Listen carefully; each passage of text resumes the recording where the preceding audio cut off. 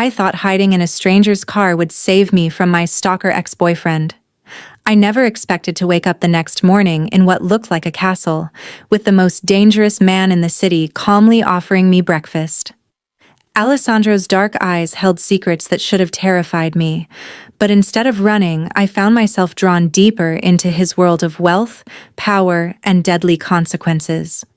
But when you're falling for someone who could destroy you with a single word, how do you know if you're being protected or claimed? The alarm screams at 4:30 a.m. just like every morning for the past 2 years. I roll out of my narrow bed in this shoebox apartment and stumble to the bathroom. The mirror shows what I already know: dark circles under my eyes, hair that needs washing, and the same tired face I've been wearing since Derek and I broke up 6 months ago. My name is Maya, and I make coffee for people who earn more in a day than I do in a month.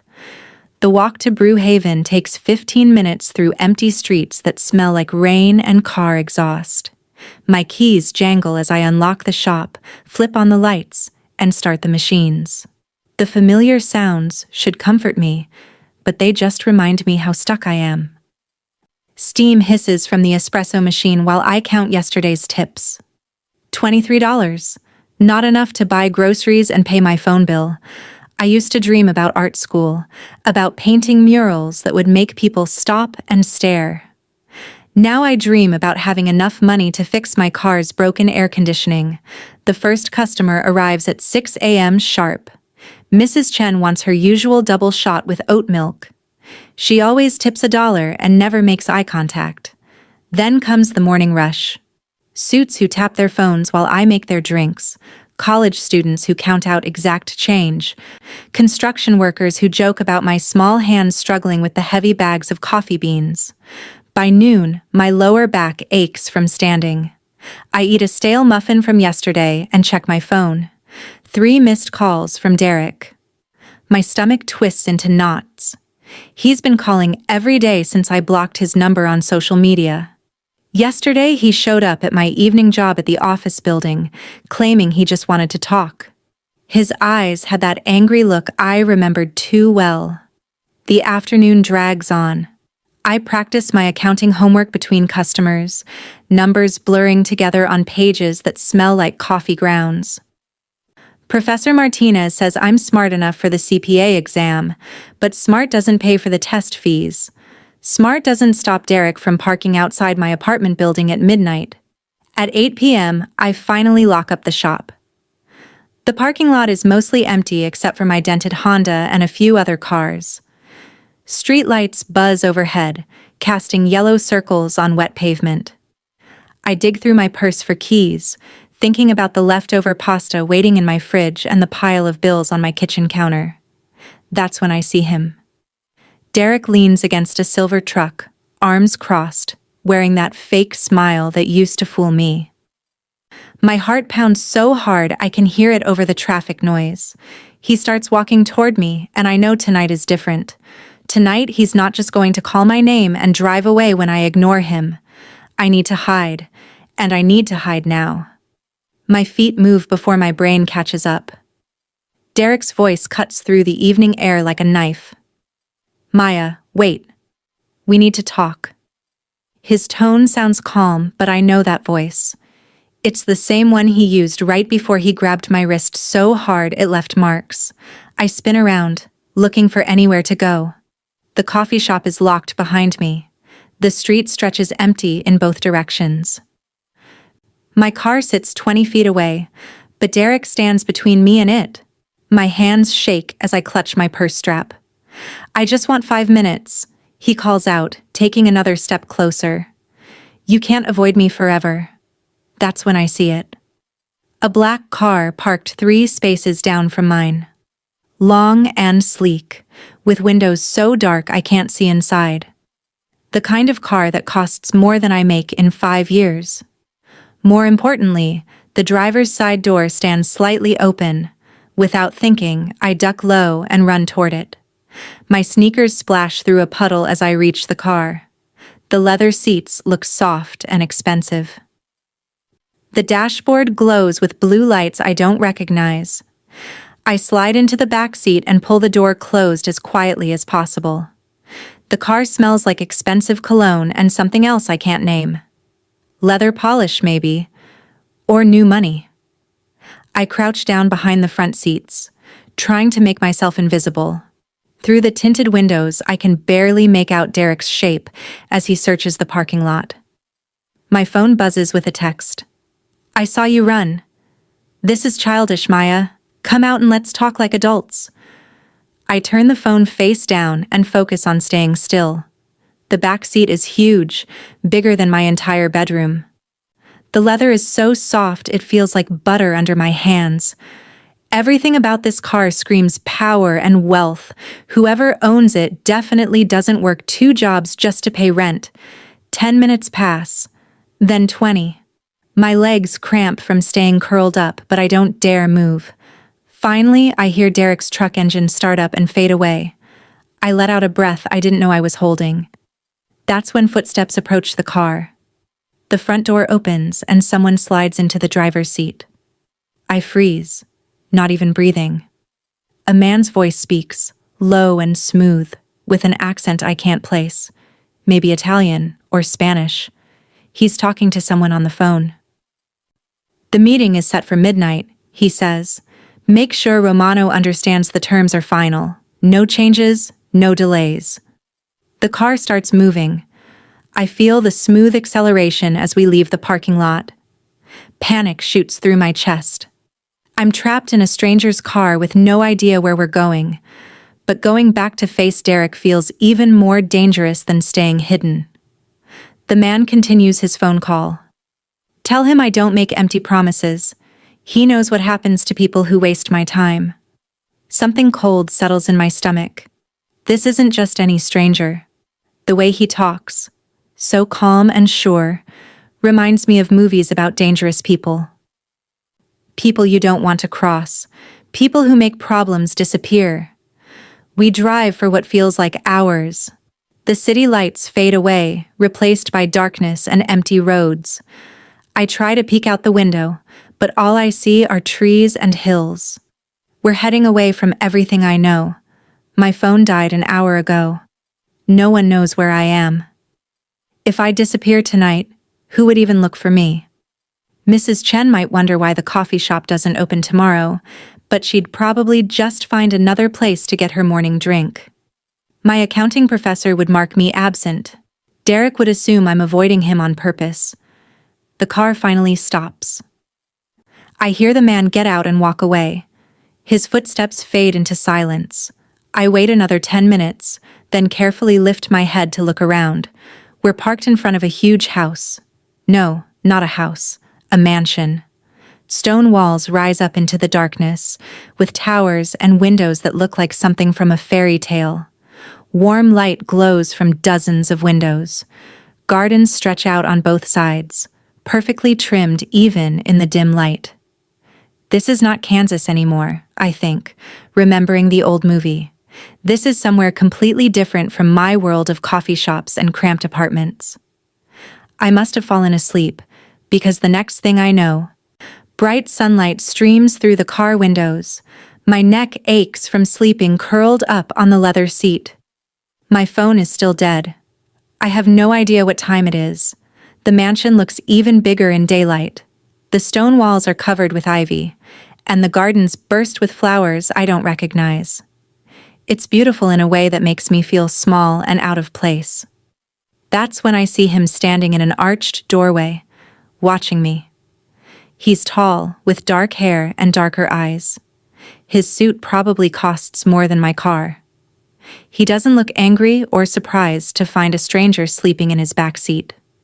Instead, he looks amused. Like I've done something interesting rather than terrifying.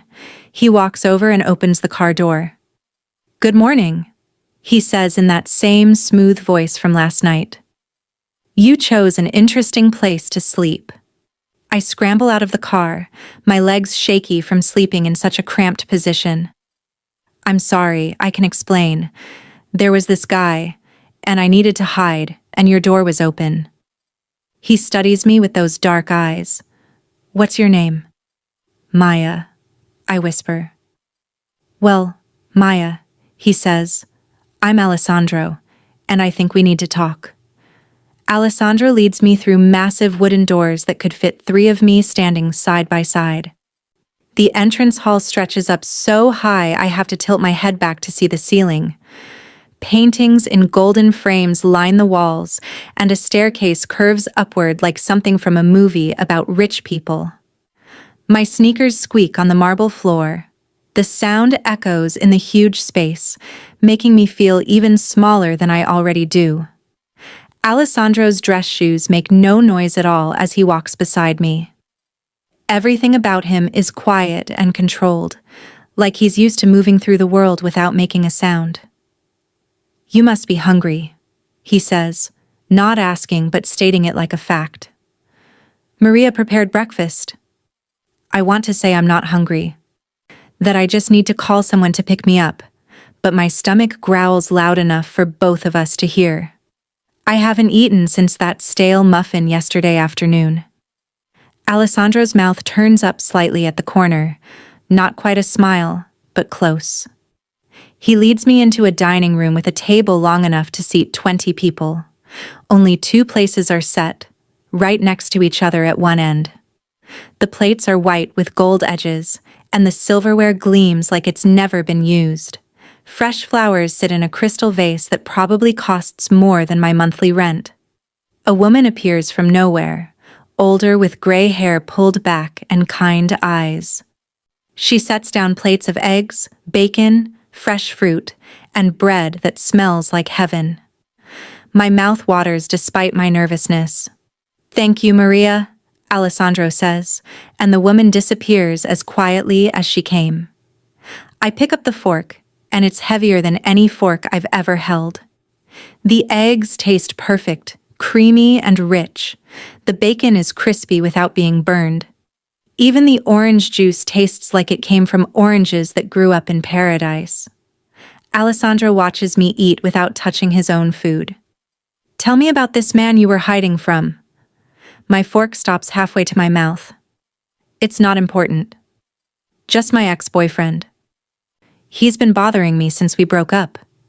Bothering you how? Something in his voice makes me look up. His dark eyes are focused on me with an intensity that makes my skin prickle. He calls a lot. Shows up at my work sometimes. Last night he was waiting by my car and I got scared. Alessandro nods slowly. What's his name? Derek. Derek Martinez. But really, it's fine. I just need to get home and figure out how to handle it. Home, Alessandro repeats, like he's testing the word. Where is home, Maya? I give him my address, and his eyebrows rise slightly. Not the safest neighborhood. It's what I can afford. The words come out sharper than I meant them to. I don't need some rich guy judging my life choices. Alessandro reaches into his jacket and pulls out a phone. Not the kind I'm used to seeing, but something sleek and expensive. He speaks quickly in what sounds like Italian, then Spanish, then back to English. Yes, Derek Martinez. Find out everything. Where he lives, where he works, who he knows. I want details in 1 hour.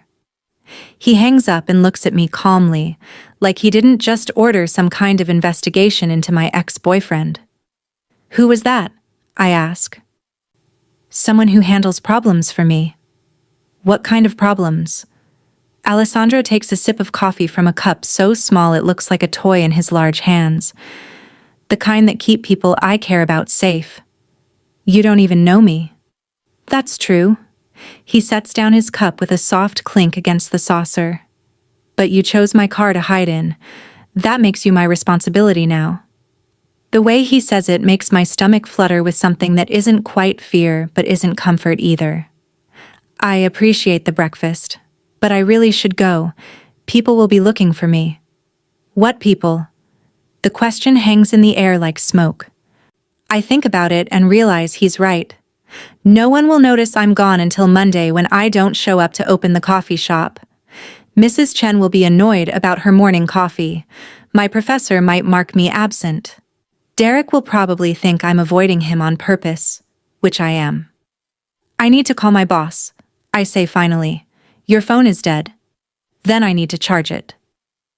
Alessandro reaches into another pocket and pulls out a charging cable. He plugs it into the wall behind his chair and hands it to me. The signal is weak here. You might have trouble getting through. I connect my phone and wait for it to turn on. When it does, I see dozens of missed calls and texts from Derek, but no bars showing any signal. There's no service. The mountains interfere with cell towers. It's one of the reasons I chose this location. Something cold creeps up my spine. Chose it for what? Privacy. Quiet. The ability to conduct business without interruption. What kind of business? Alessandro stands up and walks to the window. Outside, I can see men in dark suits walking around the grounds. They move with the same quiet control as Alessandro, and something about the way they scan the area makes me think they're not gardeners. Import and export, he says without turning around. International trade can be complicated. It requires careful attention to detail and trustworthy partners.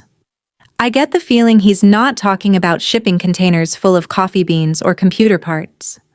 I really need to get back to the city. Derek was asking questions about you yesterday.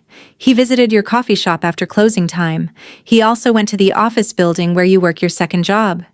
He spoke to several people, asking if they'd seen you, if they knew where you lived. My blood turns to ice water. How do you know that? Alessandro turns from the window and looks at me with those dark, unreadable eyes. Because I had you followed, Maya. From the moment you got into my car, I've been having you protected. Derek isn't just your ex-boyfriend. He's connected to some very dangerous people, and now he's looking for you with their help. The beautiful breakfast suddenly tastes like sawdust in my mouth. What does that mean? It means you're safer here while I handle this situation. Your old life, your apartment, your jobs. None of that is safe right now. Derek has made sure of that. I stand up so fast my chair tips backward. You can't keep me here. This is kidnapping. Alessandro's expression doesn't change. This is protection. There's a difference, though I understand it might not feel that way to you right now.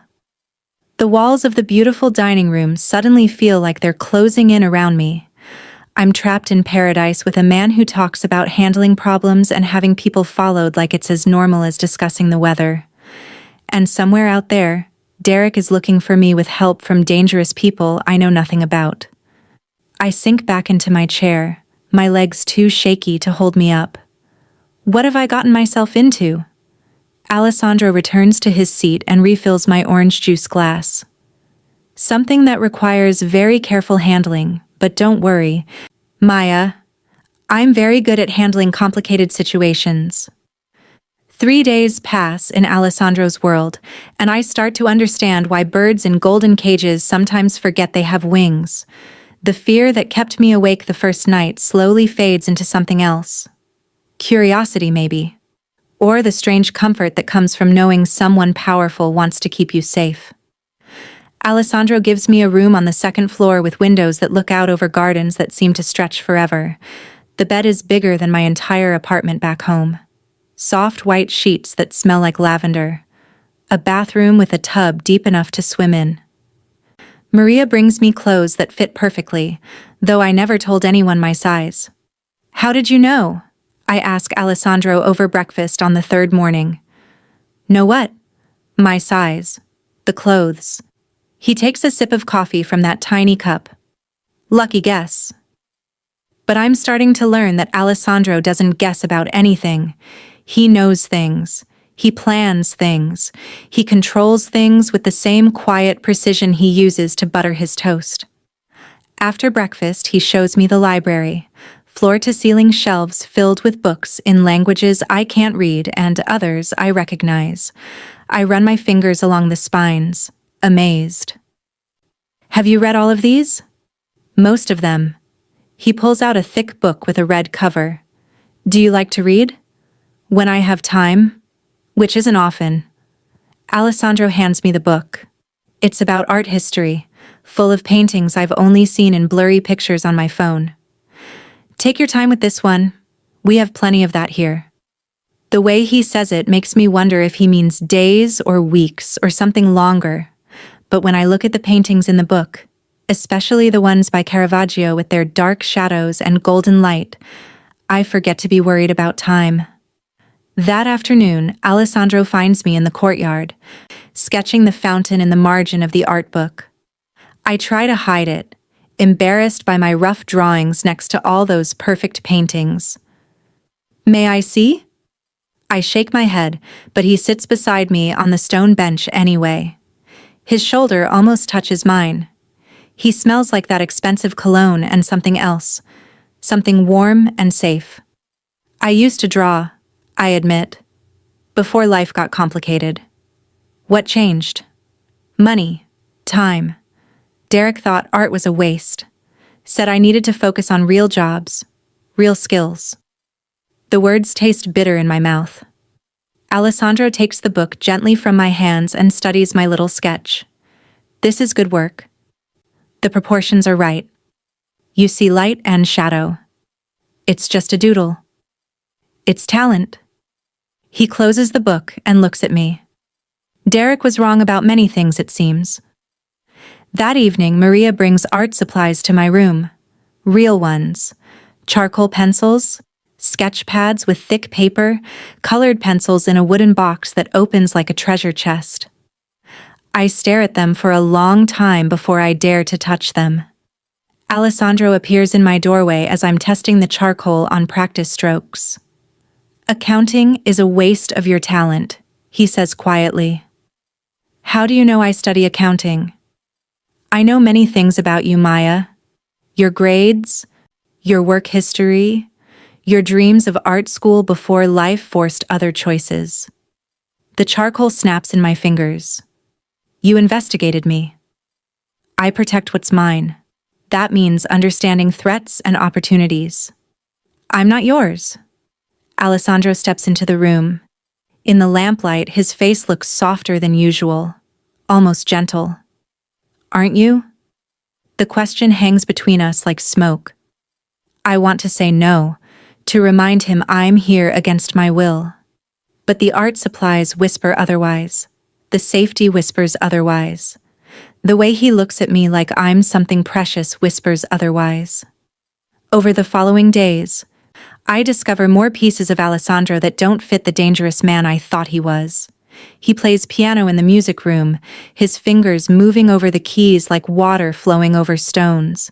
The music is sad and beautiful, and makes something ache in my chest. He speaks 4 languages that I count, switching between them during phone calls like changing clothes. Italian with Maria, Spanish with the gardener, French with someone who sounds important, English with others who sound scared. One morning, I find him in the rooftop garden, his expensive suit jacket hanging on a chair while he tends tomato plants in rolled-up sleeves. His hands, which I've only seen holding phones and coffee cups, are gentle with the green stems. You grow your own food? Some of it. He doesn't look up from the plants. My grandmother taught me. She said a man who can't feed himself is at the mercy of others. Were you at someone's mercy once? Alessandro's hands still for just a moment. Everyone starts somewhere, Maya. Even people like me. People like him. I'm starting to wonder what that means exactly. The men in suits who walk the grounds call him Don Alessandro, not Mr. Alessandro. They bow their heads when he passes. They speak to him like he's a king in a world I don't understand. But when he helps me set up an easel in the sunroom the next afternoon, when he brings me coffee while I paint the view of the mountains, when he sits quietly nearby reading while I work, he feels like something else entirely. Something warm and safe and impossibly gentle. That's when Derek finds us. I'm painting the sunset, lost in mixing colors that match the sky, when shouting erupts from somewhere below. Alessandro appears beside me so fast I didn't see him move. Stay here, he says, but I follow him to the window. In the courtyard below, Derek stands surrounded by 6 men in suits. His face is red with anger, and he's waving his hands as he yells. I can't hear the words, but I recognize the rage in his body language. Alessandro's phone buzzes. He answers without taking his eyes off the scene below. How did he get past security? The question makes ice form in my stomach. Derek didn't just find me. He got through whatever protection Alessandro has around this place. He's here, in the one place I thought I was safe. Alessandro ends the call and turns to me. His face has changed completely. The gentleman who brought me art supplies is gone. In his place stands someone cold and dangerous and absolutely in control. It seems your past has caught up to us, Maya. The question now is what we do about it. Alessandro's men escort Derek off the property, but the damage is done. The peaceful bubble I've been living in for 2 weeks suddenly feels fragile as soap in the wind. That evening, Alessandro's phone rings constantly. Voices speak rapidly in Italian from behind his office door, rising and falling like angry waves. I sit in the library, pretending to read, but the words blur together on the page. Through the tall windows, I watch men in dark suits patrol the gardens with a new urgency. Their movements are sharper now, more alert. Whatever protection I thought this place offered feels different somehow, less certain. Maria brings me dinner on a silver tray, but her usual smile is missing. Is everything okay? I ask. She glances toward Alessandro's office and shakes her head slightly. Don Alessandro has many difficult choices to make. Because of me. Maria's kind eyes meet mine. Because some people don't understand boundaries, child, that's not your fault. But it feels like my fault. Derek finding me here has changed everything. The easy conversations with Alessandro over breakfast, the quiet afternoons spent painting while he read nearby, the growing warmth between us that felt as natural as breathing. All of it suddenly seems complicated and dangerous. The next morning, Alessandro's associate arrives during breakfast.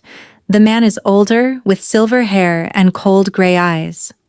He looks at me like I'm a problem that needs solving. This is Romano, Alessandro says simply. Romano doesn't offer to shake my hand.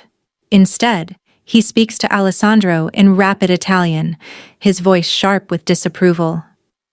I catch enough words to understand the general meaning. I'm a liability, a weakness, something that puts Alessandro at risk. Alessandro's responses are quieter, more controlled, but I can hear the steel underneath. When Romano finally leaves, the silence in the dining room feels heavy as storm clouds. What did he want? I ask. Alessandro refills his coffee cup with steady hands. To remind me that personal feelings can be dangerous in my line of work. What line of work is that exactly? For the first time since I've known him, Alessandro hesitates. Import and export, as I told you. That's not an answer. He looks at me across the table and I see something new in his dark eyes. Uncertainty, maybe? Or fear? Not of Derek or Romano or whoever else might be threatening us. Fear of what I'll think when I learn the whole truth. Some imports and exports require special arrangements, he says carefully. Government officials who need convincing, competitors who need discouraging, business partners who need reminding about the terms of their agreements. The art supplies in my room suddenly feel heavier. The beautiful clothes in my closet, the safety of this place. Everything has been paid for with money from business deals that require convincing and discouraging and reminding. That afternoon, a woman in a blue suit arrives at the front door. She has a badge and sharp eyes that take in everything about the mansion's entrance hall. Maria shows her to the library where I'm trying to focus on painting but mostly just staring at the blank canvas. Maya Chen? The woman's voice is crisp and professional. I'm Detective Rivera. I'd like to ask you some questions. My paintbrush clatters to the floor. About what? About your disappearance 3 weeks ago.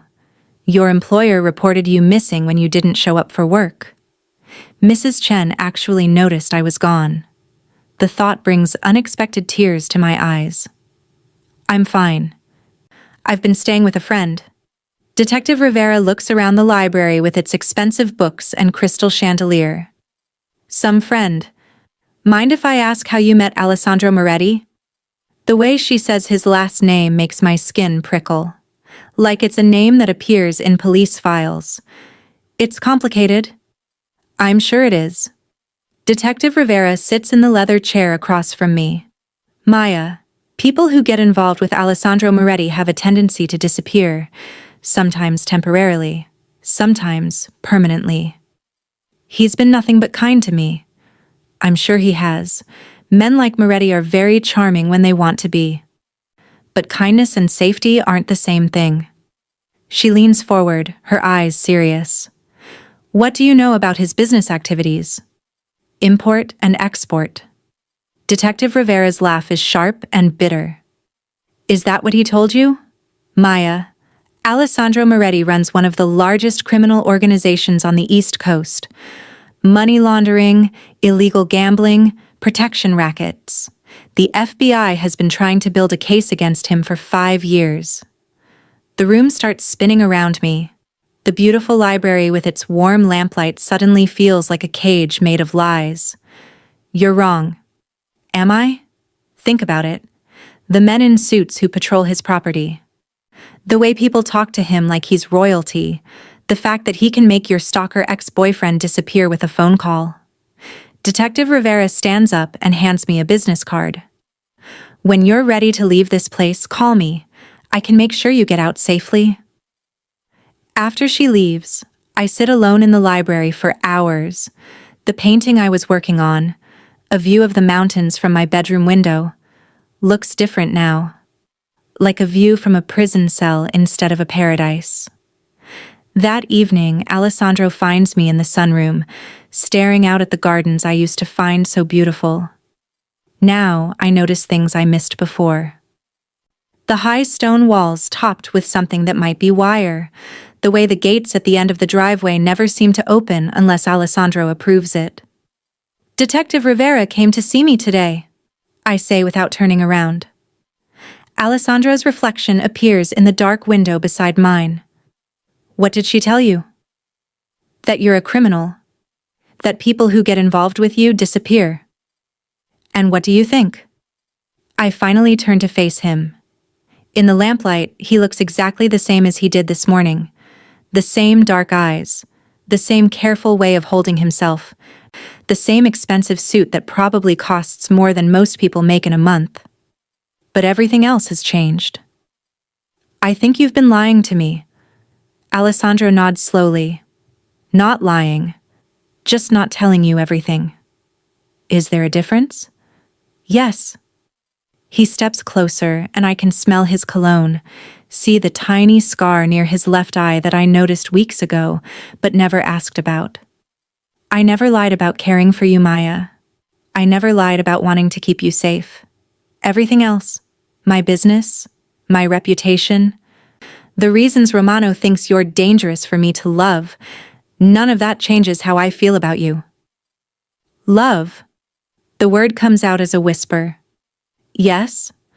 Alessandro's voice is quiet but certain.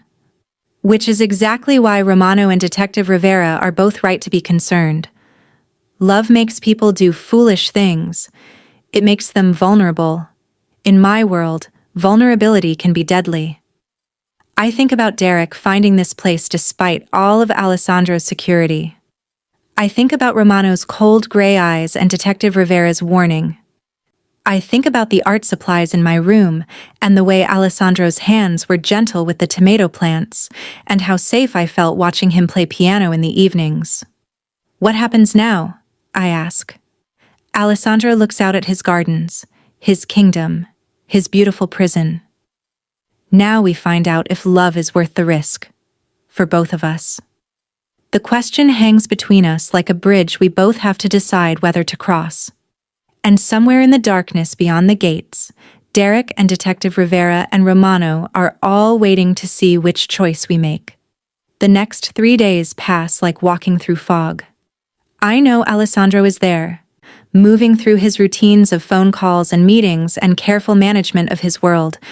But everything feels different now. The morning coffee tastes bitter. The art supplies sit untouched in their wooden box. Even the beautiful gardens outside my window look like elaborate decorations hiding something darker underneath. I find myself studying everyone differently. Maria, who brings my meals with the same gentle smile, makes me wonder what she knows about Alessandro's real business. The men in suits who nod respectfully when I pass. Are they protecting me or watching me? The difference between safety and captivity starts to blur like watercolors in rain.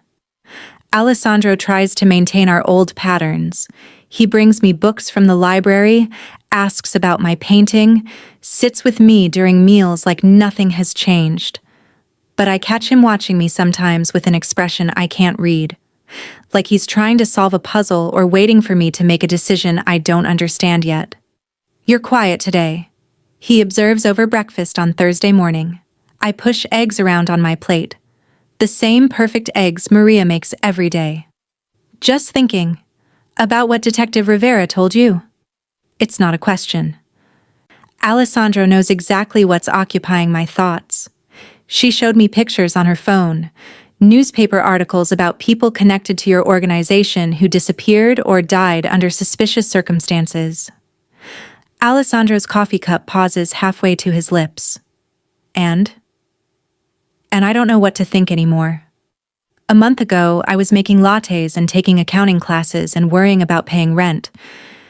Now I'm living in a mansion with someone the police think is dangerous, and I can't tell if I'm a guest or a prisoner. What does your heart tell you?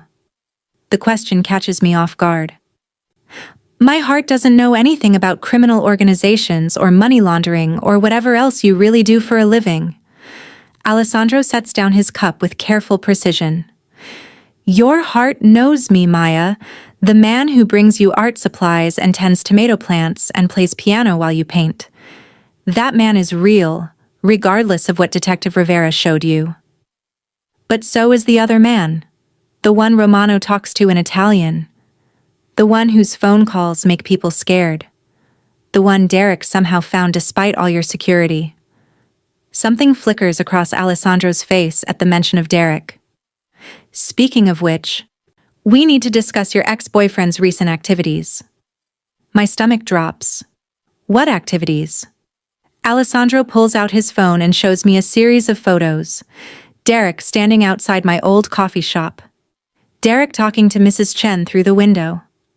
Derek sitting in his truck across from my apartment building.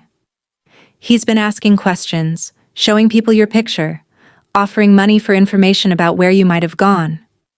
What kind of money? More than a mechanic should have access to. The implication hits me like cold water. You think someone's paying him to find me? I know someone is. Alessandro swipes to another photo. Derek shaking hands with a man I don't recognize outside a bar downtown.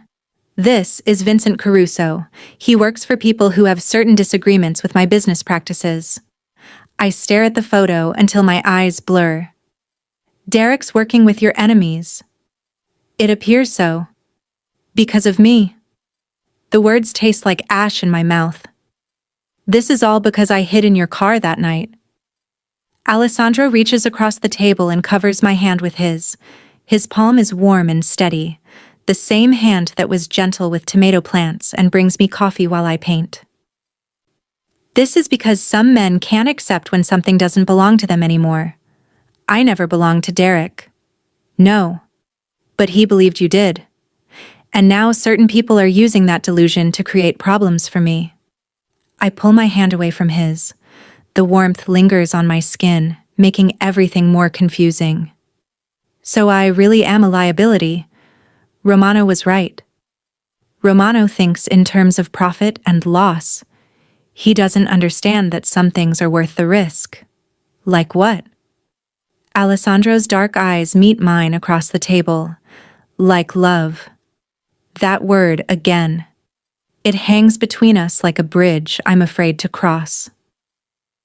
Because crossing it means accepting everything that comes with loving Alessandro Moretti, The beautiful mansion and the dangerous business, the protection and the prison, the gentle man who tends plants and the criminal who makes people disappear.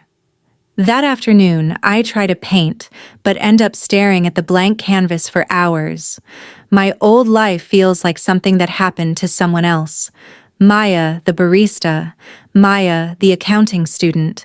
Maya, who worried about paying rent and avoiding her ex-boyfriend. That girl seems small and simple compared to the questions I'm facing now. But this new life doesn't feel real either. The expensive clothes hanging in my closet, the art supplies I never would have been able to afford, the safety that comes with walls and guards, and a man whose name makes police detectives nervous. It's like playing dress-up in someone else's dream.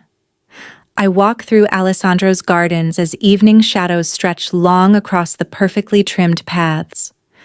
The high stone walls that once felt protective now seem to loom over me like the walls of a beautiful prison. I can leave anytime I want, Alessandro has made that clear. But where would I go? Back to my cramped apartment and 2 jobs, and the constant fear that Derek might be waiting around any corner? Or worse, what if Detective Rivera is right, and people who leave Alessandro don't always make it home safely? That night, I lie in the huge bed with its soft sheets that smell like lavender and stare at the ceiling. Through my window, I can hear men talking quietly as they patrol the grounds, protecting me, or watching me. The difference feels smaller with each passing hour. Around midnight, I hear music drifting from downstairs. Piano music, sad and beautiful and full of longing. I know it's Alessandro, playing the way he does when he thinks no one is listening. The melody pulls at something deep in my chest, something that recognizes the loneliness in those notes. I want to go downstairs and sit beside him on the piano bench like I did that first week, when everything felt simpler and more magical. When I thought I was just a lucky girl who had found safety with a mysterious but kind man. Before I learned about criminal organizations and FBI investigations and enemies who use broken-hearted ex-boyfriends as weapons. But I stay in bed, listening to Alessandro pour his heart into music that sounds like goodbye. And I realize that tomorrow I'm going to have to make a choice that will change everything. Again. Stay and accept what loving him really means. Or leave and hope I can survive whatever's waiting for me in the world outside these walls. The music stops, and the mansion settles into silence. But my heart keeps racing, counting down the hours until I have to decide who Maya is going to be now. I wake to the sound of breaking glass and shouting voices. Dawnlight filters through my bedroom curtains, but something is wrong. The usual quiet of Alessandro's estate has been shattered by chaos from the courtyard below. I rush to the window and see Derek's truck crashed through the front gates. Men in suits are running across the gardens, some toward the house, others taking positions behind stone planters. Alessandro's voice cuts through the noise, sharp and commanding, giving orders in rapid Italian. My hands shake as I pull on clothes. This is my fault. Derek found me again, and this time he didn't come alone. Through the window, I can see other cars beyond the broken gates, more men with weapons that glint in the morning sun. I run downstairs, my bare feet slipping on the marble floor. Alessandro stands in the entrance hall. No longer the gentleman who brought me art supplies. This is the other Alessandro, the one Detective Rivera warned me about. His suit is perfectly pressed despite the chaos, his dark hair combed back, his face a mask of cold control. Maya, his voice is sharp when he sees me. You should be upstairs. This is because of me. This is because some people don't understand the word no. Alessandro's phone buzzes, and he answers it without taking his eyes off me. How many? He asks in English, then switches to Italian for rapid-fire instructions. Through the tall windows, I watch Derek climb out of his truck. His face is twisted with the same rage I remember from our worst fights, but something else too. Desperation, maybe. Or fear. The men with him look professional. Dangerous. Nothing like the Derek I used to know. He's not doing this alone, I whisper. No. Vincent Caruso is using your ex-boyfriend's obsession to force a confrontation. Alessandro ends his call and looks at me with those dark eyes that have become so familiar. Maya, I need you to go to the safe room in the basement. Maria will show you. What's a safe room? Somewhere you'll be protected no matter what happens up here. The words hit me like ice water. Protected from what? From Derek? From the men with weapons? From whatever Alessandro is about to do to handle this situation? I'm not hiding anymore. The words surprise me as they come out of my mouth. I've been hiding for months. From Derek. From my problems. From making hard choices. I'm done hiding. Alessandro steps closer, his face softening for just a moment. This isn't your fight, Maya. Yes, it is. Derek is here because of me. These people are threatening you because of me. I won't let you handle this alone. You don't understand what you're saying. I understand exactly what I'm saying.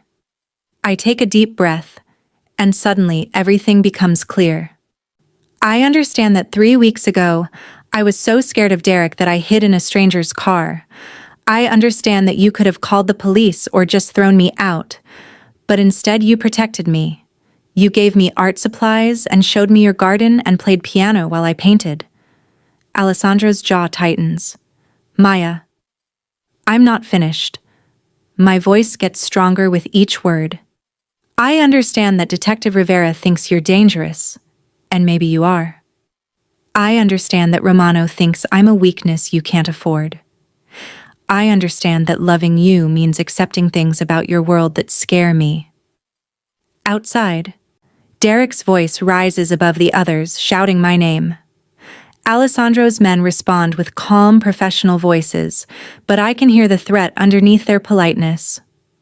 I also understand, I continue, that for the first time in my adult life, someone treated me like I was worth protecting, worth caring about, worth more than just serving coffee and doing other people's accounting homework. Alessandro's expression shifts, the cold mask cracking slightly. You are worth everything. Then let me prove it. Let me stand beside you instead of hiding in your basement. A loud crash comes from outside, followed by more shouting. Alessandro's phone rings again, but he ignores it. Maya, what I'm about to do to resolve this situation, you don't want to see it. You don't want to be part of it. What if I do? The question hangs between us like smoke. Alessandro studies my face with the same intensity he uses for everything else, like he's trying to read my soul. You have no idea what you're asking. Then show me. Alessandro makes a decision that changes everything. Instead of sending me to the basement, he leads me to his office. From the window, we can see the full scope of what's happening in the courtyard. Derek stands surrounded by Alessandro's men, but he's not alone. Vincent Caruso and 4 others fan out behind him, their hands resting on weapons barely hidden under their jackets. Derek! I call through the open window. His head snaps up, and when he sees me, his face twists with something between relief and fury. Maya, these people kidnapped you. I'm here to bring you home. Nobody kidnapped me. He's brainwashed you. That's what these criminals do. Derek takes a step toward the house, but Alessandro's men move to block him. Maya, I know you're scared, but I can protect you. We can go back to the way things were. The way things were. Working 2 jobs and hiding from him in parking lots. Being told my art was worthless, that I needed to focus on practical things. Being afraid to answer my phone or come home after dark. I don't want to go back, I call down to him. You don't mean that. You're confused. Alessandro appears beside me in the window. The moment Derek sees him, his face changes completely. All the desperate love and concern disappears, replaced by pure hatred. You! Derek points at Alessandro like he's identifying a criminal in a lineup. You think you can just take whatever you want? She's mine. I'm not anybody's. The words come out louder than I intended, echoing across the courtyard. Derek, what we had is over. It's been over for months. You need to accept that and move on. Not until you come home with me. Alessandro's hand finds mine at the window ledge. His touch is warm and steady and certain. When I look at him, I see the man who tends tomato plants and plays sad piano music and brings me coffee while I paint. But I also see the man Detective Rivera warned me about. The one who can make problems disappear with a phone call.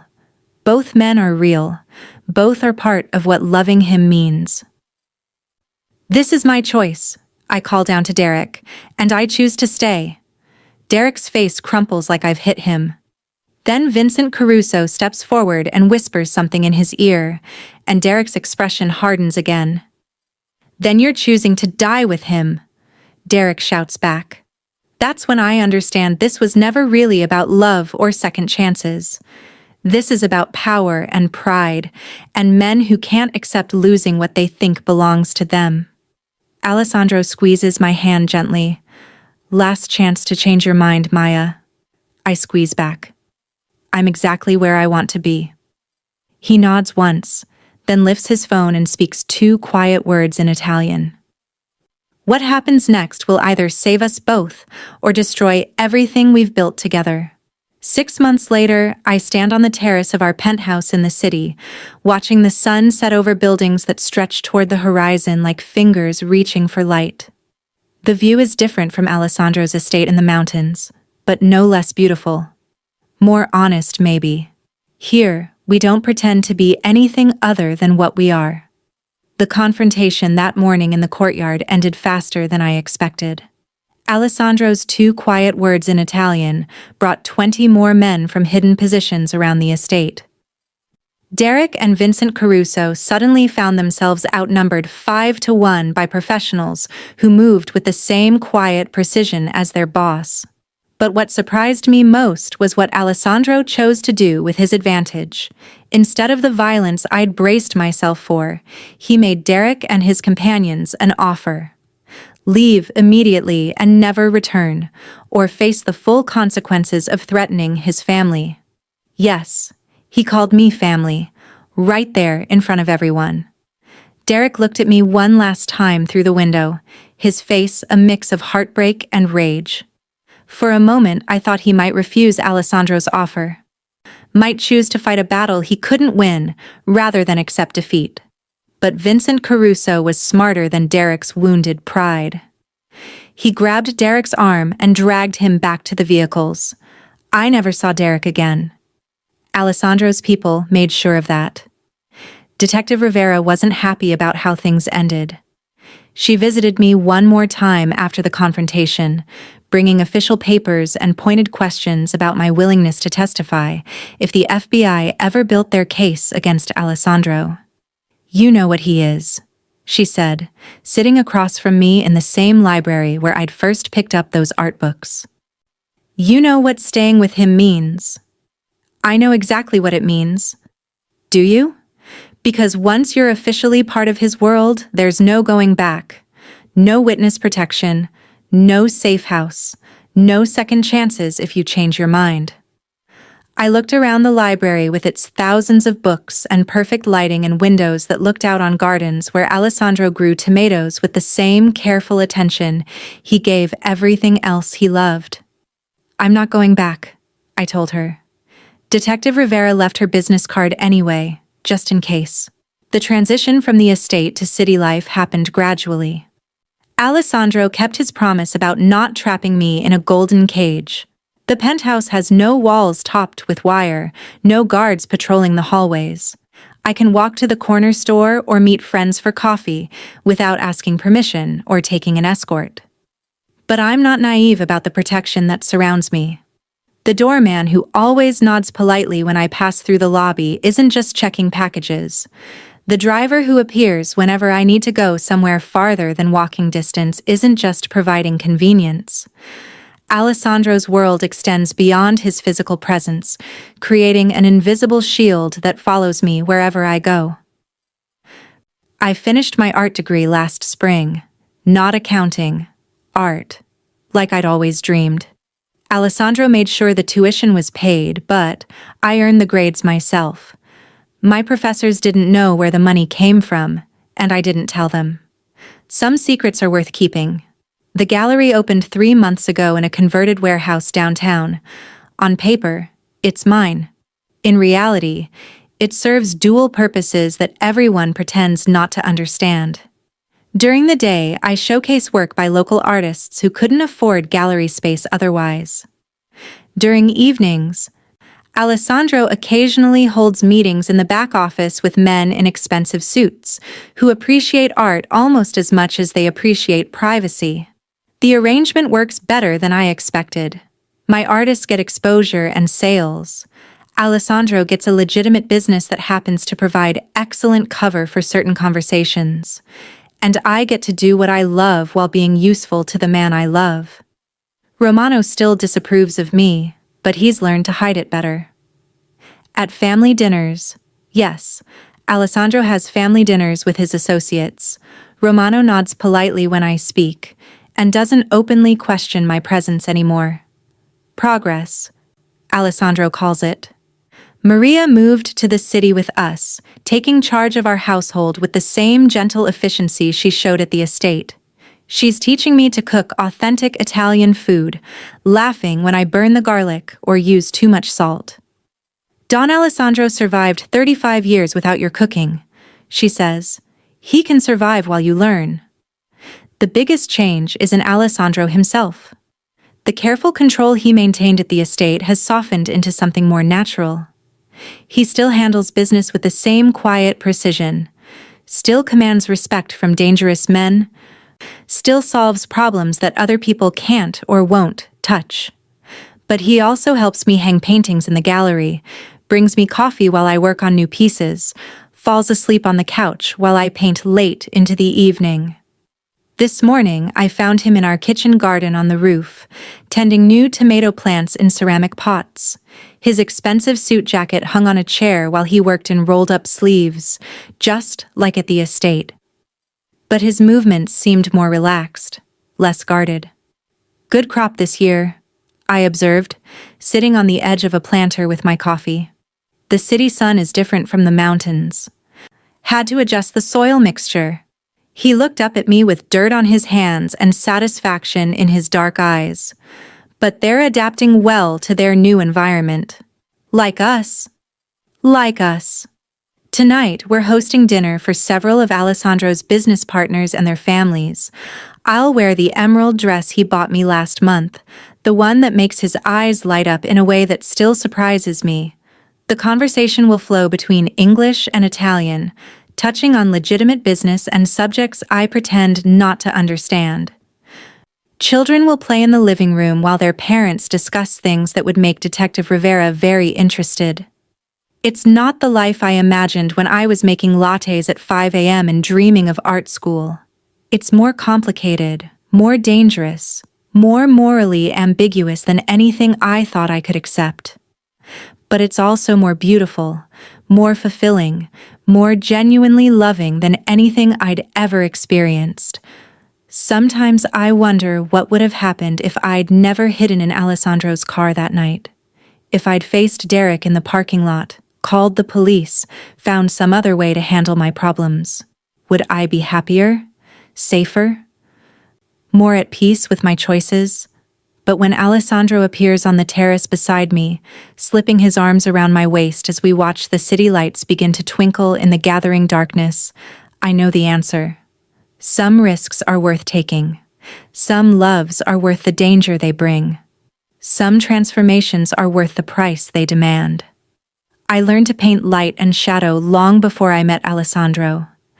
But I learned to live in both light and shadow only after I chose to love him. The city spreads out below us, full of ordinary people living ordinary lives. Safe lives. Simple lives. Lives I could have chosen if I'd been brave enough to walk away. Instead, I chose this. I chose him. I chose us. And I would make the same choice again tomorrow.